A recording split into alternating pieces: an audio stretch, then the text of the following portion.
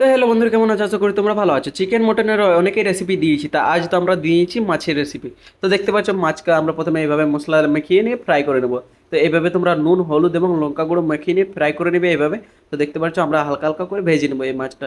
তো তোমরা চাইলে যে কোনো মাছ নিতে পারো। আমরা এখানে নিয়ে নিয়েছি এই রুই মাছ নিয়ে নিয়েছি। রুই মাছে ভালো ভালো ছোটো ছোটো পিস করে নিয়েছি। তো রুই মাছকে ভালো করে পিস করে নিয়ে আমরা উল্টো পাল্টে ভেজে নিচ্ছি। তো এইভাবে দেখতে পাচ্ছ ভেজে নিয়েছি।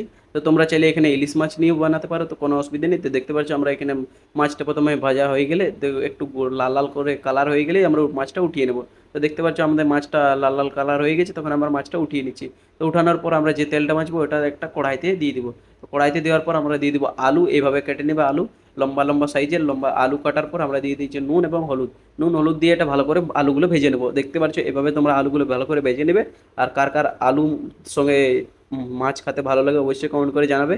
তো দেখতে পাচ্ছ, আলুগুলো ভাজা আমাদের হয়ে গেছে। আলুগুলো ভাজা, যখন ভাজা হয়ে যাবে তখন আমরা আলুগুলো উঠিয়ে নেবো। এভাবে লাল লাল করে ভেজে নেবো আলুগুলো। তারপরে দিয়ে দেবো এটার সঙ্গে, এই তেলটাতে সঙ্গে আরও একটু তেল দিয়ে দেবো। তারপরে দিয়ে দেবো জিরে। তো জিরে দিয়ে দিয়েছি, তারপরে দিয়ে দিয়েছি একটা মশলার পেস্ট। তো মশলার পেস্ট তোমরা যদি পাতে চাও তো অবশ্যই কমেন্ট করবে, আমরা মশলার পেস্টটা মরে দেবো। এভাবে মশলার পেস্টটা দিয়ে দিয়েছি এখানে। মশলার পেস্ট দেওয়ার পর ভালো করে এটা মিক্স করে নেবো। মিক্স করে নিয়ে নিচ্ছি, এভাবে তোমরা মিক্স করে নেবে এবং তারপরে আমরা পরের প্রসেস চলে যাব। তো দেখতে পাচ্ছ, আলু যেগুলো ভালো করে ভেজে নিয়েছি, আলুগুলো ভালো করে প্রথমে দিয়ে দিব। তারপরে দিয়ে দিয়েছি স্বাদ মতো নুন। তো নুন দিয়ে ভালো করে মশলাটার সঙ্গে মিক্স করে নেবো। তো এইভাবে তোমরা আলুটার সঙ্গে মশলাটার সঙ্গে মিক্স করে নেবে হালকা হালকা। দেখতে পাচ্ছ কি সুন্দর, যখন এই কালারটা চলে আসবে তখন তোমরা জানতে পারবে আলুটা ভালো করে সিদ্ধ হয়ে গেছে। তো আলু যখন সিদ্ধ হয়ে যাবে তখন আমরা পরের স্টেপে চলে যাব। তো দেখতে পাচ্ছ, আলু সিদ্ধ হয়ে গেছে, সেই জন্য আমরা একটু দিয়ে দিয়েছি জল। জল 2 কাপের মতো ইউজ করে নিয়েছি। জল দেওয়ার পর আমরা লঙ্কা দিয়ে দিচ্ছি। লঙ্কা দিয়ে ভালো করে এটা মিক্স করে নিয়ে আমরা এটা দিয়ে দিয়ে দিব ভালো করে মাছগুলো। মাছগুলো কি সুন্দরটাই না লাগবে আলুর সঙ্গে, আহা হা! 1 পিস মাছ এবং 2 পিস আলু, খাতে মজা এসে যাবে। তা আলুটা সিদ্ধ করে নিচ্ছি এভাবে। দেখতে পাচ্ছ, আলুটা পুরোটাই সিদ্ধ হয়ে গেছে। মাছ তো আমরা প্রথমে ভেজে নিয়েছি। তো মাছটা এটাতে দিয়ে দিব। দেখতে পাচ্ছ, এক এক করে মাছ দিয়ে দিবে, এভাবে সাজিয়ে দিবে।